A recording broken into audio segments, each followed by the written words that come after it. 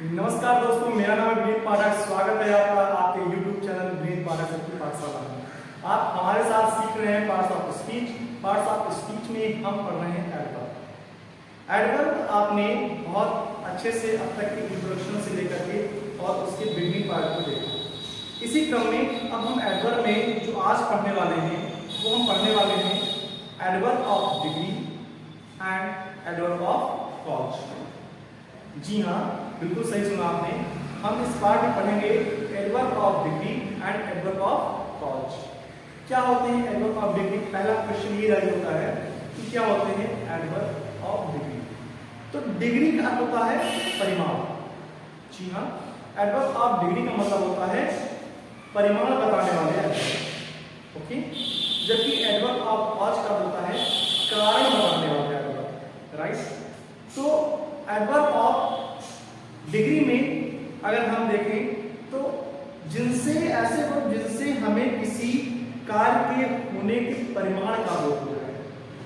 Right, कि काम कितना हुआ या कितना हो रहा है।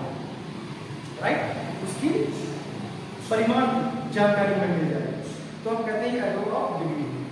जबकि जब किसी काम के होने का कारण हमें पता चल रहा है कि ये काम क्यों हो रहा है, ये काम क्यों हो रहा है, तो उसे कहते हैं एडवर्ब ऑफ कॉज, यानी कि कारण बताने वाला एडवर्ब। आपको मैं बेहतर तरीके से कुछ एग्जांपल्स के माध्यम से समझाता हूं। आइए, जैसे आपके सामने कुछ एग्जांपल्स हैं। ही प्लेड वेरी वेल, उसने बहुत अच्छा खेला। यू आर क्वाइट रॉन्ग, तुम बिल्कुल गलत हो। The day was rather hot, दिन बहुत गर्म था। These papayas are almost ripe, ये पपीते लगभग या करीब पके हुए। पूरी तरह से तो नहीं, almost मतलब क्या होता है? almost मतलब होता है कि पूरा नहीं, लगभग, यानी कि पूरे के काफी नजदीक। तो these papayas are almost ripe, ये पपाया लगभग करीब पके हुए हैं।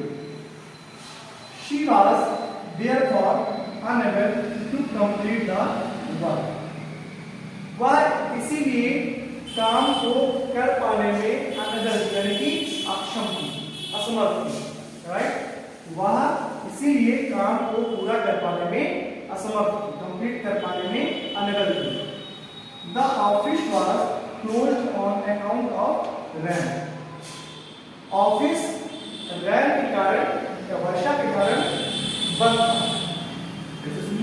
The office was closed on account of rain. Office वर्षा के कारण बंद था।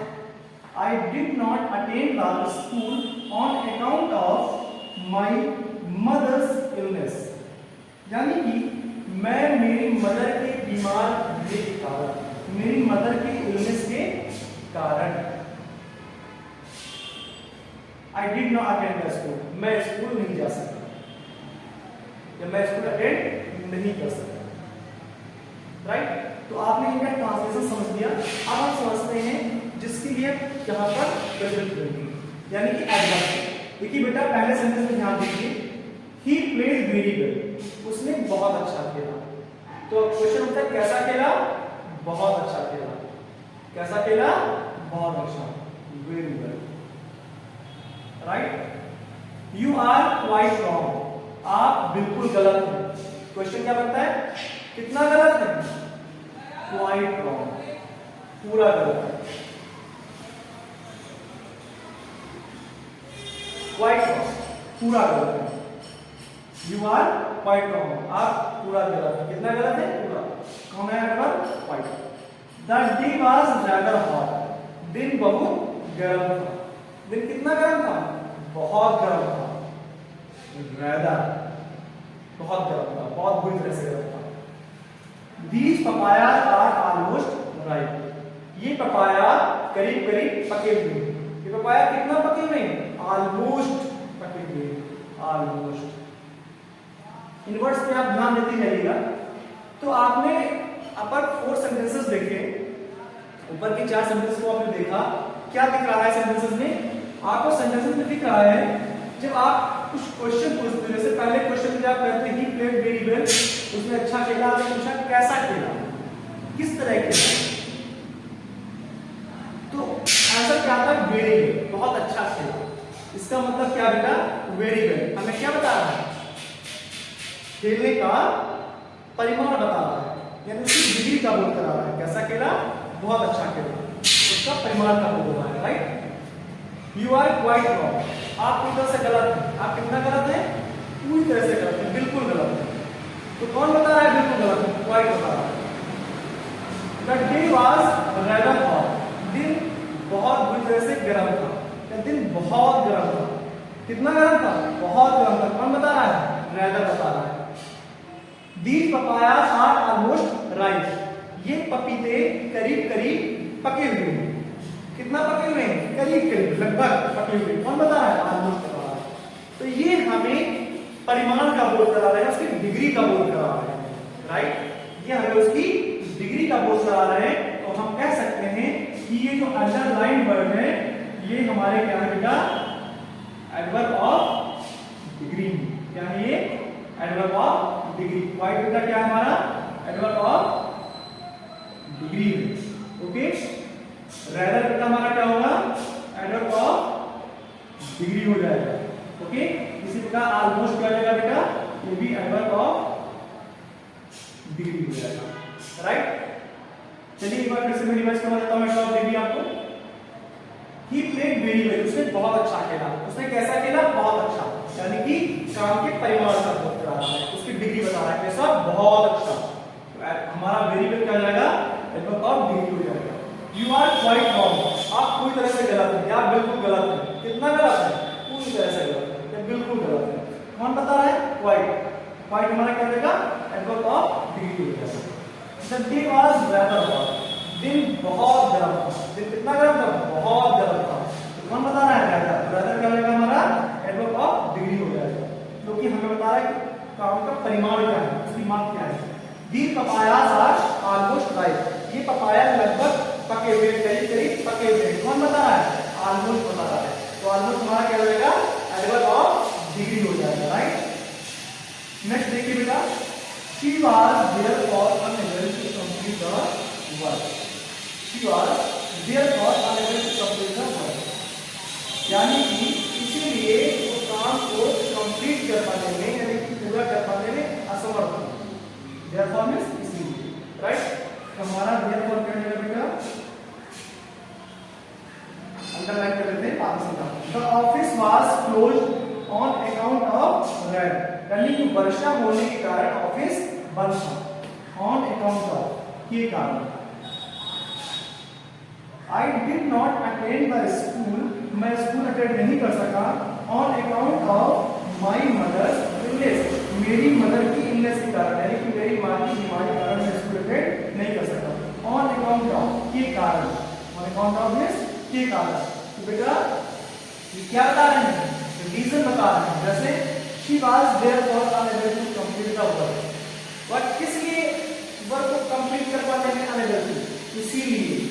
इसलिए इसीलिए therefore the office was closed on account of rain, वर्षा के कारण ऑफिस बंद था। ऑफिस क्यों बंद था? वर्षा के कारण। यानी क्या बता रहा है? ऑन अकाउंट ऑफ कॉज का बोल रहा है, कारण का बोल रहा है। राइट? क्या बता रहा है? कारण। क्यों बंद था ऑफिस? वर्षा होने का कारण। I did not attend the school, मैं स्कूल अटेंड नहीं कर सका। On account of my mother's illness, मेरी माँ की बीमारी के कारण। तो क्वेश्चन क्या बनता है? आप स्कूल क्यों नहीं अटेंड कर सकते? तो आपने क्या आंसर दिया? मेरी माँ की बीमारी के कारण मैं स्कूल अटेंड नहीं कर सका। तो किस कारण? ऑन अकाउंट ऑफ, के कारण। किसके कारण? माँ की बीमारी के कारण। तो कौन बता रहा है कारण? On account of. तो ऑन अकाउंट ऑफ क्या हो जाएगा? कॉज बताने वाला हमारा एडवर्ब हो जाएगा। तो therefore, on account of, on account of, ये कैसे होंगे बेटा? तो पहला क्या है हमारा? पहला हमारा है एडवर्ब ऑफ कॉज, दूसरा भी हमारा क्या बता रहा है? एडवर्ब ऑफ कॉज, और तीसरा भी क्या बता रहा है बेटा? Adverb of cause. राइट? एक बार रिवाइज कर लीजिए।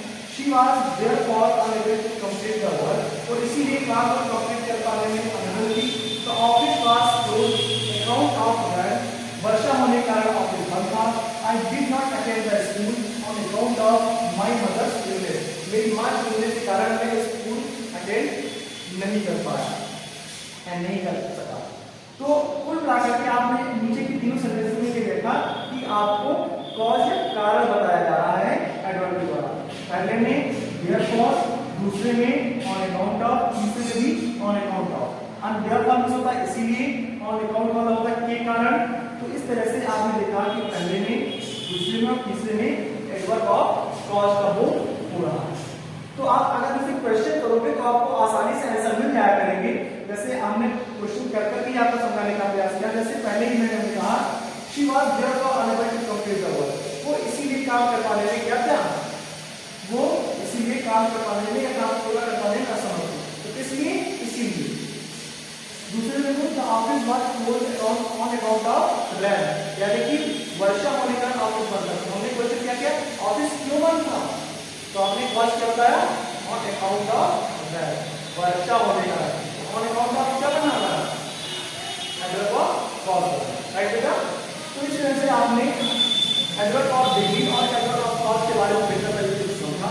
इसी प्रकार से आप लगातार हमारे साथ जुड़े रहने के लिए और बेहतर तरीके से लर्न करने के लिए न इंग्लिश बल्कि इंग्लिश के साथ साथ maths, science, bio, physics, chemistry, science के अंतर्गत तीनों ही पार्ट और एसएसटी सारे कॉम्पिटिटिव सब्जेक्ट्स सब फ्री ऑफ कॉस्ट और क्रिस्टल क्लियर तरीके से पढ़ने के लिए, जुड़े रहने के लिए अभी और अभी हमारे यूट्यूब चैनल को सब्सक्राइब कर लीजिए। बेल आइकन दबाना बिल्कुल मत भूलिएगा ताकि नेक्स्ट वीडियो का नोटिफिकेशन आपको इजीली आपकी यूट्यूब पे प्राप्त हो जाए और आप बेहतर तरीके से समय निकाल के उसे सीख सकें, लर्न कर सकें और देख सकें, राइट। तो इसी के साथ बहुत बहुत